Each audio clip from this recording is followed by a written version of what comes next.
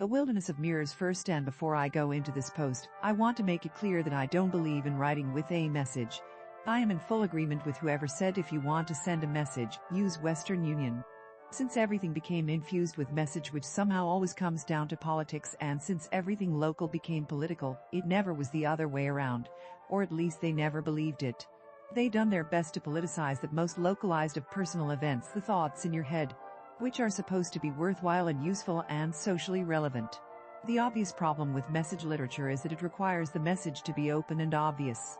It also requires it to be in full accord with the visions of the gatekeepers.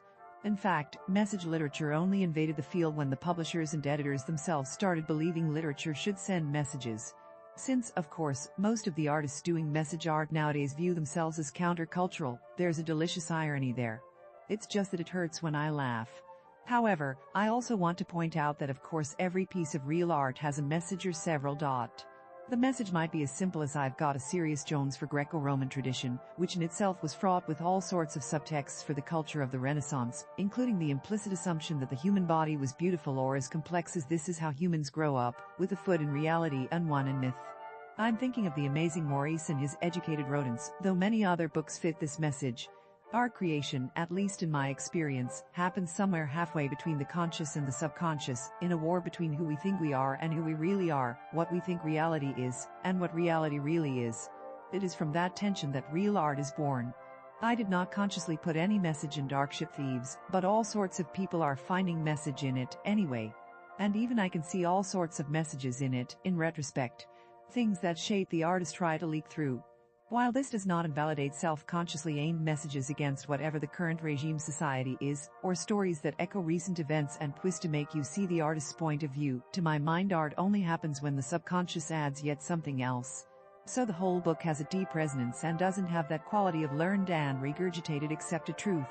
For instance, Ursula Le Guin's The Left Hand of Darkness was aimed, I'm fairly sure, as a blunt argument on the nature of sex and gender, but what actually emerged echoes with deeper resonances of the subconscious, which I'm sure she or anyone could neither have planned nor put in.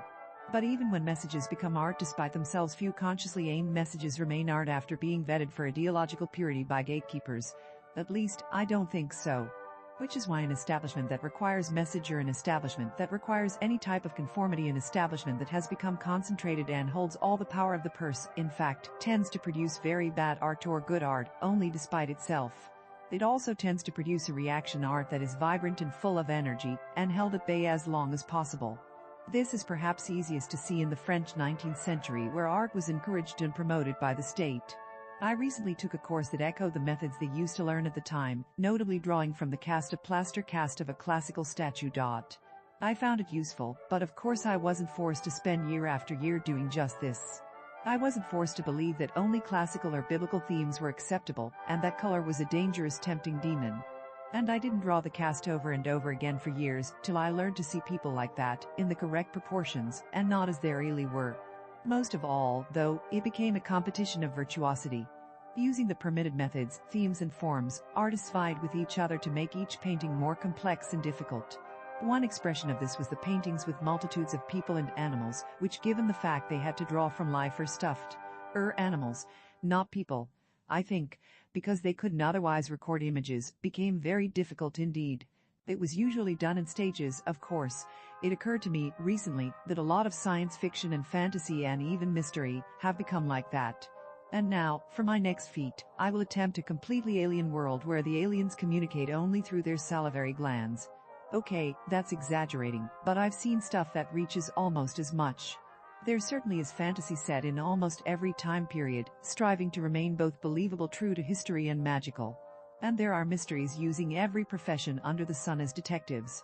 While this might seem like a logical postmodernistic affliction, the result of everything having been said, I don't believe that's the case. After all, every creature, by nature, has something new to say, as new and individual as his journey. The thing is that overtly all these books have to say exactly the same thing. That's why, to keep the artist motivated, they are set in such varying places and have such varying stratagems. They have to distinguish themselves somehow, but the industry that band is still vigorously selling John Norman and still brags about it, will not let heretical messages flourish. Not that I personally could ever understand why gore should flourish, but then I don't understand the popularity of its polar opposite type of series. one of which, at least, started a whole subgenre of fantastic literature. So in this multiplying wilderness of form and virtuosity, symbolism flourishes too to get less approved of messages through the gatekeepers, and as in the 19th century painting field in France, it is sometimes so obscure that only the author gets it fully. The problem with this, as the problem with most French art of the time when the monetary rewards went to those who followed the correct form and fashion, is that it's become a dialogue amid the artists. We might find it fascinating, but the public has largely tuned out. Because art that echoes the establishment is never very exciting. Gag Soviet art. Gag. So, where do we go from here? Well, fortunately technology is likely to lend a hand by removing control from a handful of gatekeepers residing in a square mile of terrain or so. But even without technology it would probably have happened, albeit not so fast, since it is part of the cycles of how art dies and is reborn. Note, in favor of my thesis that Bean, which is not in that square mile, publishes a lot of old science fiction and fantasy memes, that's a topic for another post. In SFF there is a certain need to reincarnate certain types of stories. For new generations, there isn't a proliferation of the and now, still more difficult type of books. Writers write largely for their public, not other writers or the gatekeepers, a lesson I think more and more midlisters are learning in the stuff they put out on their own. This is very exciting, of course a fun and terrible time to be alive and writing, the very definition of interesting times. And they'll only get more interesting. I look forward to writing without trying to aim messages or disguise messages or in general self-consciously head off my subconscious from forbidden subjects and opinions. I look forward to freedom and an engaged reading public again. Am I wrong? Is there no great hunger for stuff where the message doesn't clobber you over the head? Should I just start thinking of a science fiction about aliens who communicate with their salivary glands?